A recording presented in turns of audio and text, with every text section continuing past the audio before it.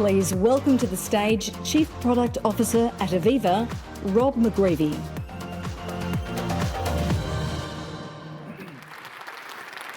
Hello, thank you. I guess it's still good morning, right? Yeah, good morning. It's actually a privilege and a pleasure to be here today. It's great to be back in Australia, back in Sydney for me. I was here a year ago, but I have to say I've never been in this actual part of the town, and certainly haven't stayed in this particular area, this harbor area. And looking at the title of this session about software at the center of enterprise and like the next frontier, I didn't realize how much history of sort of innovation in this particular area of Sydney was. I had dinner with a colleague, Tim, last night, and he was just explaining to me the history of the harbor area and how it's transformed and changed over the many decades. And so I thought, well, this is great that we're having like a discussion on sort of the new frontiers in technology and software. So super excited to be here, to be at this venue and to spend some time with you here this morning, talk about software and how that sort of fits. I'd also just like to say a few words on just the morning sessions that we had. Manish spent quite a bit of time walking us through the mega trends, sort of all the interesting things that are going on in the world around us, whether that be the shrinking, sort of challenging supply chains that are becoming ever more complex, a bit more, shall we say, regionalized, how we're looking at things like the energy transition and how that's sort of impacting everything that we're doing around the world today. And in particular, how interesting it is in Australia, how progressive as a country and as a population you are, and how far ahead you are. And so I'm excited to talk about how software plays into that energy transition role. And similarly on the sustainability track, how does software actually play a role in addressing some of the megatrends around sustainability? The more efficient use of water, air, gas, steam, and electricity, for example, which are basic feedstocks for basically everything that all of us kind of do, whether you're part of data centers, or whether you're in buildings, whether you're in classical manufacturing or other areas of critical infrastructure. All these things play a huge role, and we believe software, because it's so pervasive, sort of can help address a lot of those concerns. It's almost like the backbone, if you will, that stitches together a lot of the different components, parts, and pieces that we have in this industrial manufacturing and critical infrastructure world that we live in. And so for that reason, we wanted to have this session here at this event. And so again, I appreciate you sort of indulging me as we walk through that. And of course, it's no surprise that that's why it's near and dear to the hearts of Schneider Electric and of course AVEVA, that software as itself plays a critical role in stitching together all the different pieces and parts of the value chain that we see inside industrial manufacturing, critical infrastructure, whether that be energy-centric, whether that be data centers, whether that be buildings, whether that be mining metals, minerals. It plays a huge role in that. The other point I want to make about software in our philosophy is the point Manish made a bit earlier also, that the market's made up of a very complex problem space. And the idea of neutrality or agnosticity, one of the more difficult words to say for sure, is the fact that it's a heterogeneous environment. We've got different PLCs, RTUs, DCS systems, different ERP systems, planning systems, scheduling systems, maintenance systems, warehouse systems. It's a dog's breakfast of systems and sources. And so this idea of agnosticity or neutrality is actually top of mind.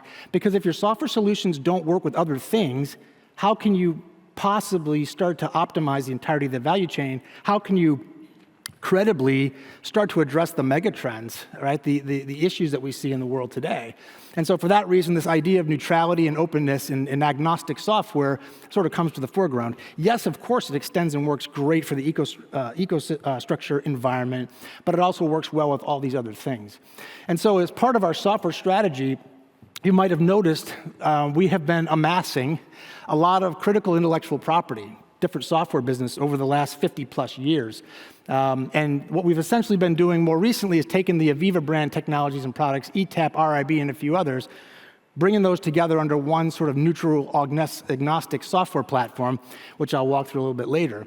And the results of that are that forms this backbone, this digital backbone and basis for us to create these things we call digital twins, which are really just a digital manifestation of the world around us.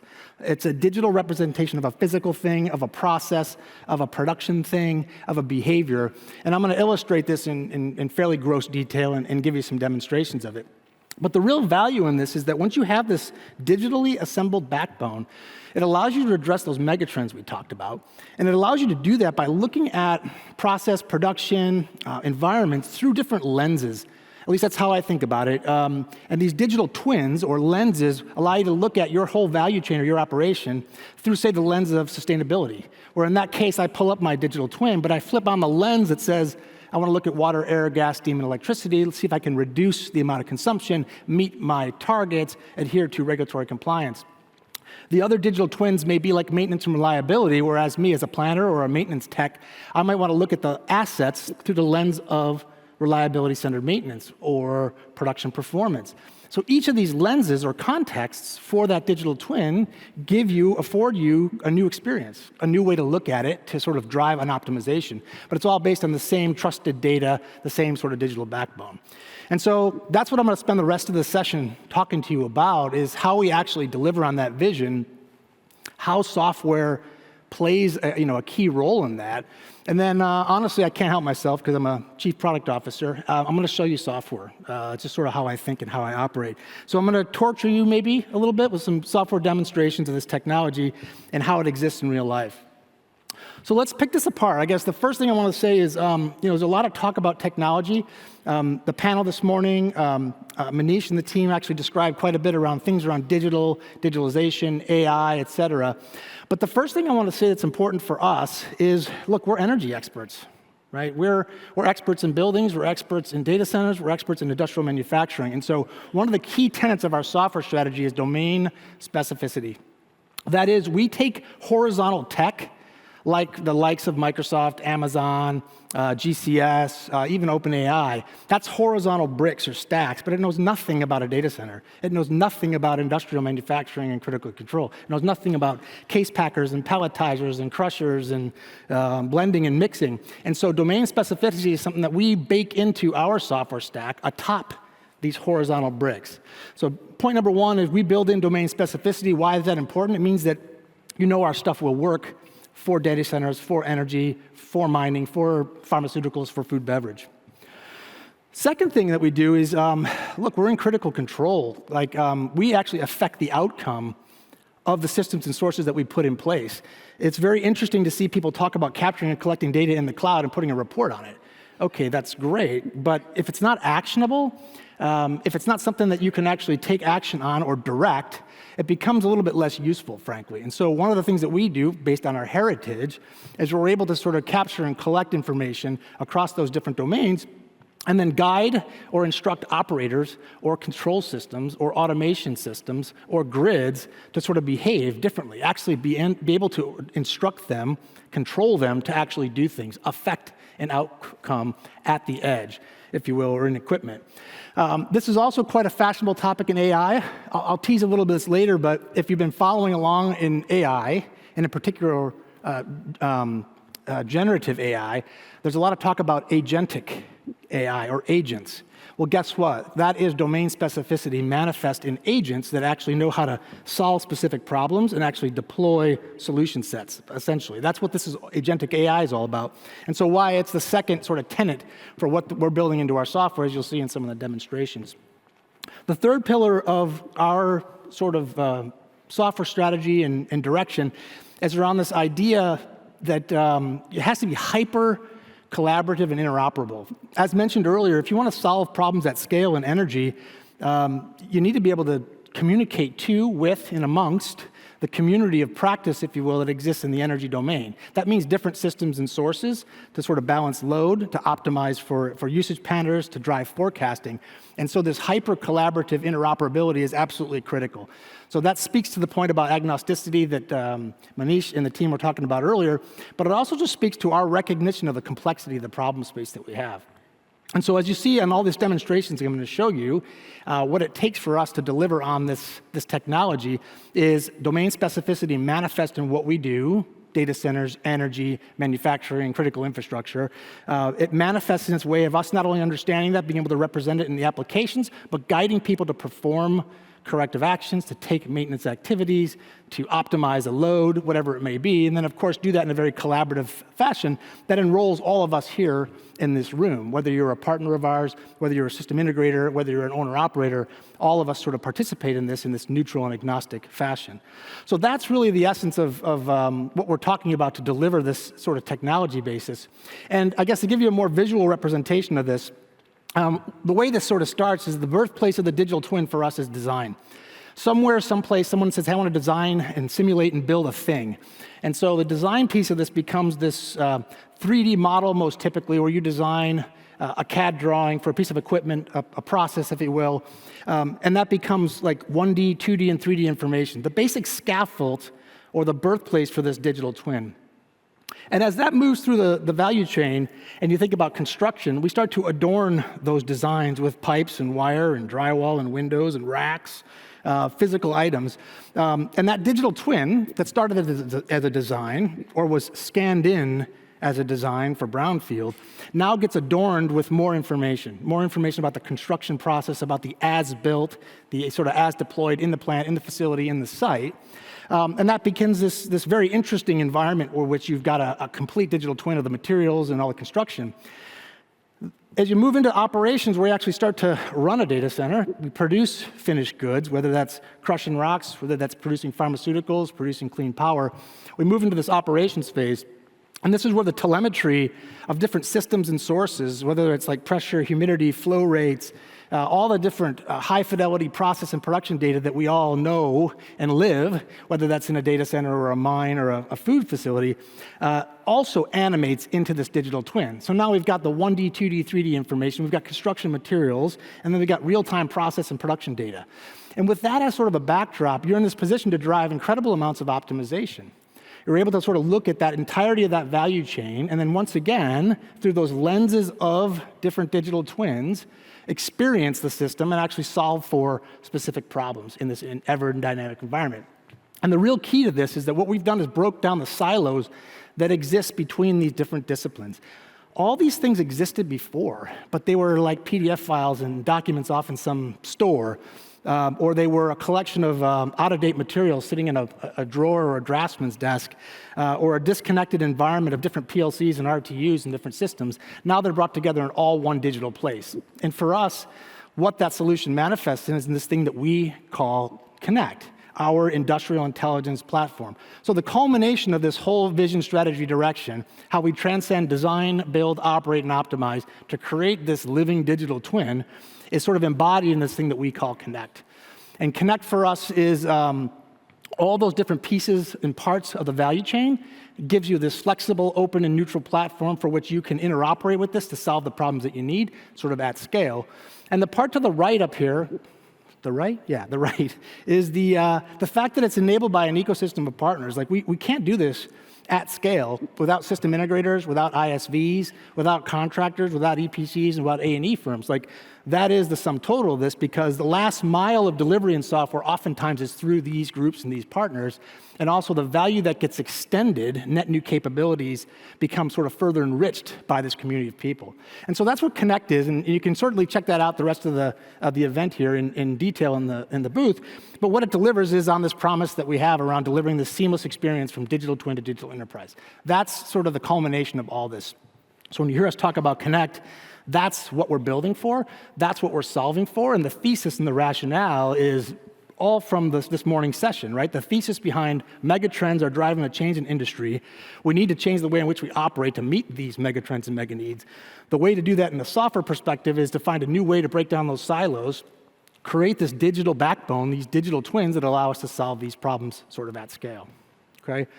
And so the other thing I want to point out is we've been at this for 50 years. Many of you who may have been with us for a long time may recognize EcoStruxure as a brand, or ETAP or RIB, Wonderware, OSI Soft, and the Pi system perhaps, maybe some other of our other brands like Ampla, like SciTech. These are all sort of amalgamations in this journey. We're building pieces and parts of this and extending that directly into Connect.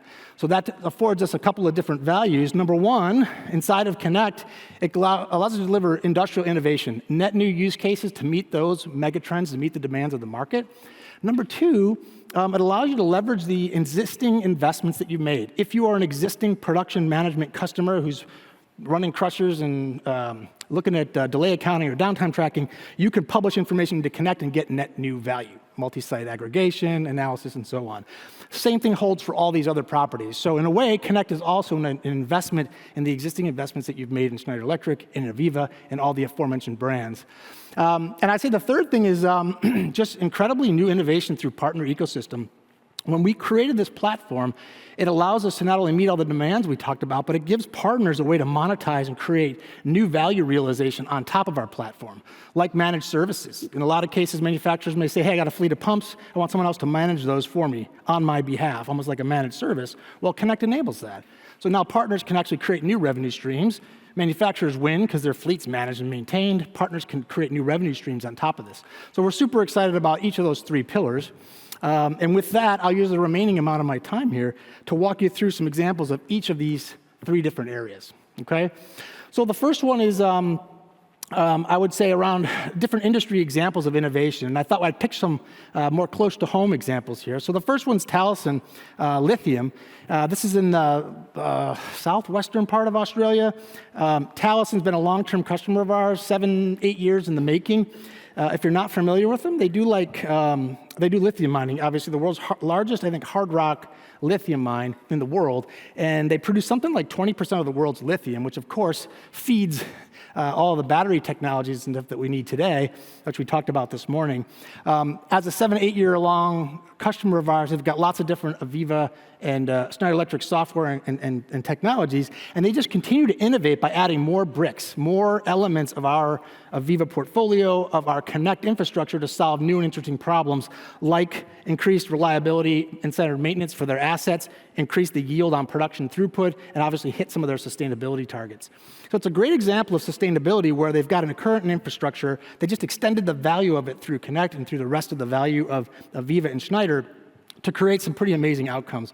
There's like a 10-minute video online if you're interested in learning more about this, but it's a fantastic use case of both new and existing technologies and creating net new value realization in the lithium mining sector. Another example in the power area is AGL, another local company. In this case, it's a great case study where AGL needed a digital backbone to help improve the reliability of the renewables fleet. So they've got a lot of wind assets that required, let's just say, more high-fidelity process data to model what's going on, to get more throughput through them, and frankly, to avoid costly outages related to failures and such. And so they put in a digital backbone based on our technology stack, and they were able to sort of digitize that fleet, modernize their fleet of generating assets, and were able to get some pretty amazing wins. They were saving roughly tens of millions of dollars over the life of the project in terms of cost avoidance, in terms of efficiency gains, and in terms of just pure productivity gains for their workforce by digitizing and delivering this. And again, a key piece of this is a transition from their traditional power generation into renewables. So again, a great case study from AGL. If you're interested, also published online if you want to learn a little bit more about it. But it's a fantastic case study and certainly right in the vein of this sort of sustainability and energy transition that we've all been talking about. The last example I'm going to point to is a little bit different. It's in the transportation side, but we do quite a bit in the area of ship design historically, but we also do ship operations. And so the digital twin is not just relegated to equipment, machinery, or plants, but it's also for ships. In this case, two different use cases. One is we actually create a digital manifestation of a ship and actually can look at route management where based on waves, based on weather, based on modeling the speed of different ships and the fuel burn, they're able to optimize not only the sustainability impact, that is how much emissions are sort of emitted from the ship, but also save on fuel costs. And that was a case study and technology done in partnership with BAE. The other one that's shown up here is Yinson. Yinson makes large FPSOs. So these are big, large, complicated ships with essentially a plant sitting on top and inside it. Huge project around digital twin, which does everything from reliability and maintenance of the ship itself to ship operations and to the full production plan. And again, it's a great case of innovation where they've started with engineering design tools to create the 3D ship and then said, how do we extend this into ship operations as this FPSO goes out into production?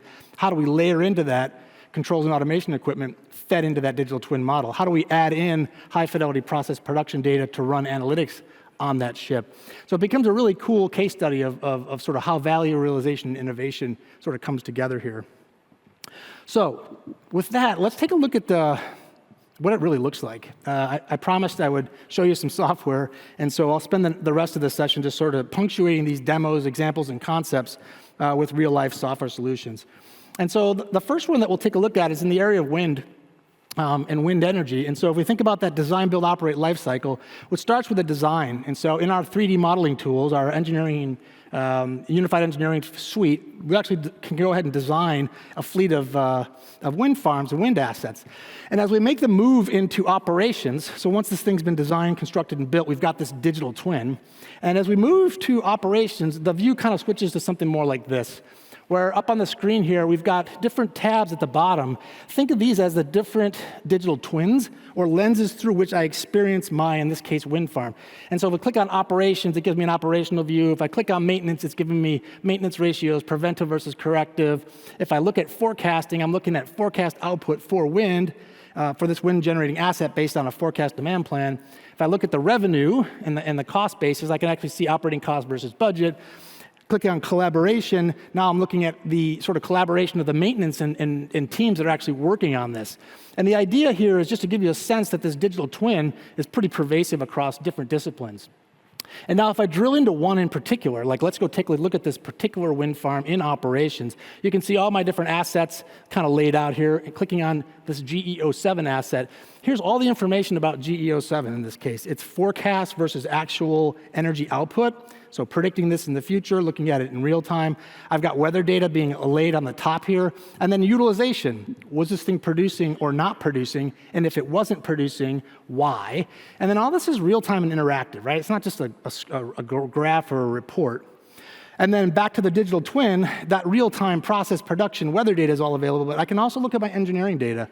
And in this case, it's not just a cool cartoony 3D model. It's actually the as designed, as built model for this particular wind asset, in this case GE07, and I can begin to use that to do work, plan maintenance activities. If I got to go up inside this thing, maybe I have to measure to see how much confined space is there. Do I need a ladder? Do I need a scaffold?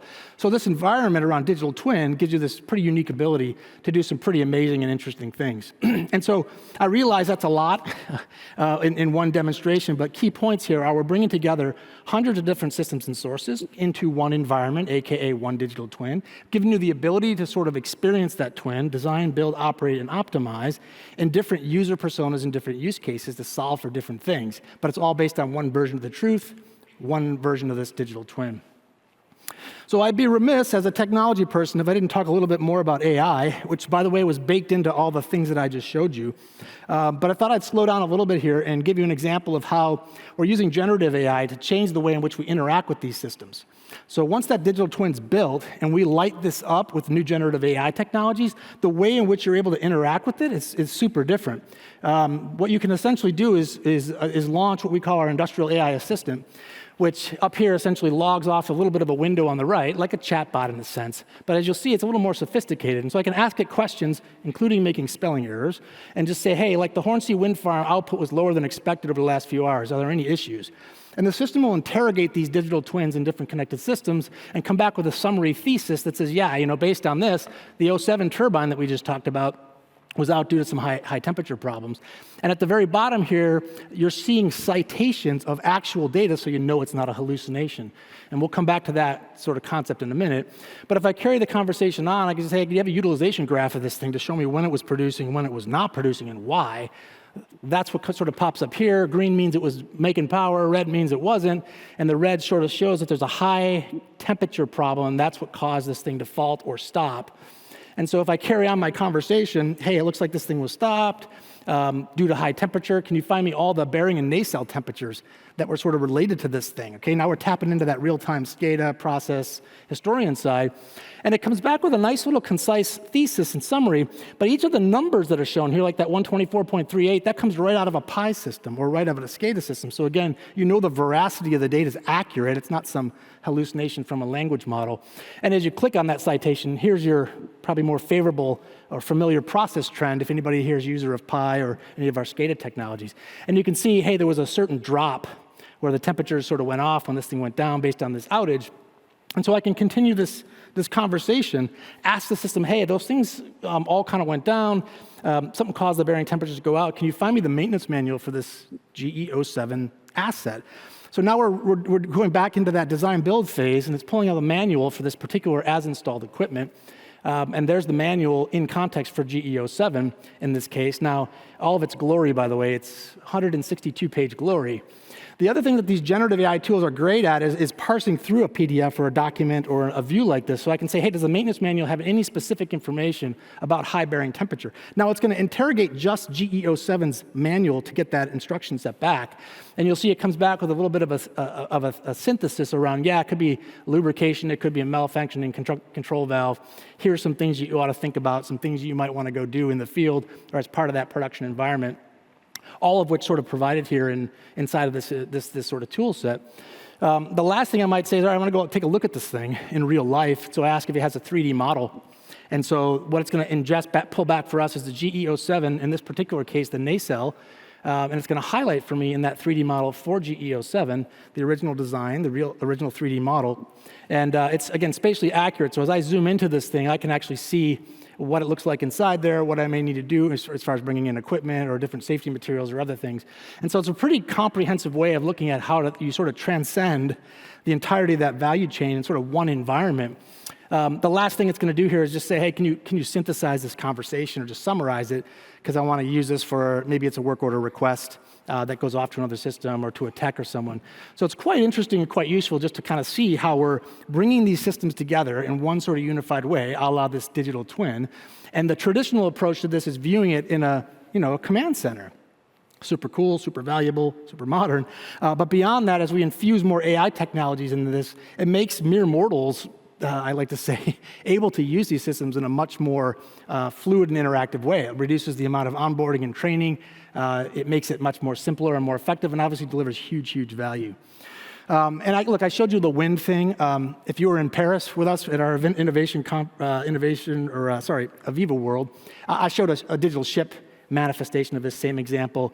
We have a great case study with our friends at Nestle that do the same digital twin value chain, but it's for CPG food bev. So if you're in the audience here from a different industry, it applies to every vertical market and every industry, this idea of a digital twin. We just didn't have a lot of time here to show you all the different demos, but definitely check out the expo if you want to learn more about this.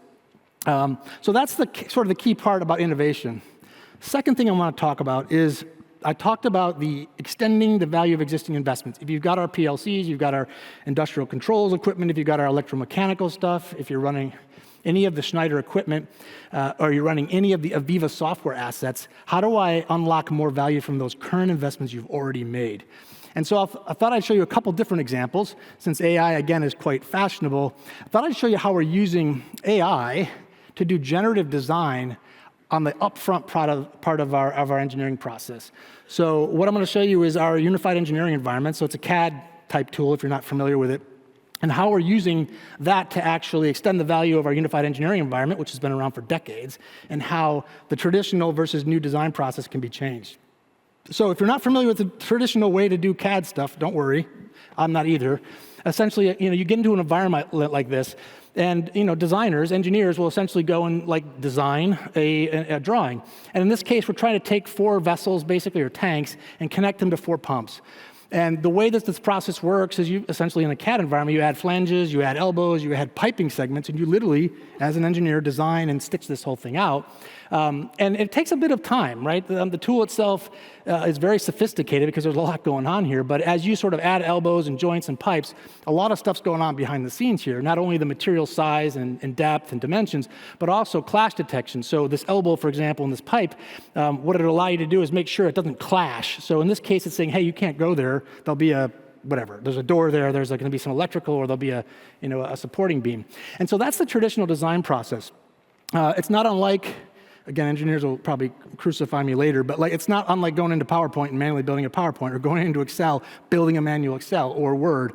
It's basically a lot of engineering design. So what we've decided to do is we created generative AI tools for our design engineering tools that extend the value of our unified engineering by using AI. And so if we take that same problem space, this is kind of what it looks like with AI, and it reduces the amount of time and cost and complexity dramatically. So if you click Gen AI on the upper right-hand corner, I just want to take these 4 tanks, so number 1, number 2, number 3, number 4, connect them similarly to pumps 1, 2, 3, 4. And then instead of like doing all the manual stuff I kind of showed you earlier, I'm going to look up on the constraints page there and say, look, I need you to constrain this area so it doesn't have any collisions. And then essentially solve under directives here. There's different advanced solve modes for this. And basically the tool will go and calibrate different routes. So it's calculating the right routes based on materials, based on physics, based on other things. And then it will come up with some scenarios for how to actually route the piping for this automatically, like in a matter of like minutes versus hours. And up in the top here, you can see it's saying like, it's giving me some options where one of these designs is 39 elbows, which have a different cost equation versus 44 elbows or 44 different pipe segments. So it's really quite sophisticated as a co-pilot or an assistant for design engineering. And the punchline is it makes your job a lot more effective and easier. Rather than manually doing this stuff, the thing can come up with a proposal for you on how to reduce the engineering hours, how to reduce the cost complexity, and come up with a more safe and sustainable engineering design. So just one example of how AI being fused into our tools and our tool sets with our domain and industry specificity kind of comes to life. Okay, so let's talk about another example of other products. Many of our customers may have some of our HMI SCADA technologies or our production management or production execution, aka MES software, whether that's a Wonderware MES or formerly called Ampla, now production management. And what this allows you to do is take those existing assets, allow them to connect into Connect, and actually realize some value. So here's a case of multi-site aggregation where we've connected different on-site on-prem nodes directly into Connect using our secure cloud environment. And what's essentially laid out here is this view that shows different sites. You can kind of see each of the pins up there represent different sites and indicators. And as you drill down into one specific site, what you're able to access is all the different elements of that specific plant. And as you progress through the different lenses, right, the different digital twins, I can see here's the process model. Here's the different equipment that's inside this specific plant. I can look at different utilization and performance metrics for that specific plant. I can actually go down into each of the different areas, if it's a specific train or a specific line that leads to different machines, and access that information, inclusive of 3D, by the way. So in the upper right-hand corner, you'll see it sort of render in the 3D model for this, this piece of equipment, and again, all the real-time process and production data associated with it. So again, this is one way for us to unlock more value from existing systems and sources. And oh, by the way, the generative AI stuff I showed you, since it's infused into the product, gives you this ability to actually do quite a bit more work here. So in this case, I can say, hey, what's the longest downtime event or delay accounting event on a specific, mass 01 item?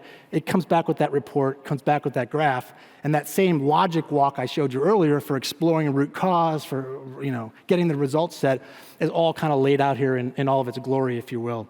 So again, a great way for us to show how we're unlocking new and interesting capabilities from existing investments you've already made in current Schneider Electric and AVEVA technologies. All right, since I'm running out of time, let me cover the last few examples of partner ecosystem. I mentioned earlier that the depth and breadth of the market challenges that we face with the megatrends that Manish and Colette described earlier are quite daunting, and so it takes a village in a sense. And so partners will make up an incredible amount of our last mile of solution delivery. Whether you're the EPC or an A&E firm, whether you're a system integrator, a value-added reseller, or an OEM, it becomes a pretty amazing part of our ecosystem. And so on the partner ecosystem, 3 things come to mind for us on this Connect environment in software. Number 1, partners are key to new innovations and value in data sharing.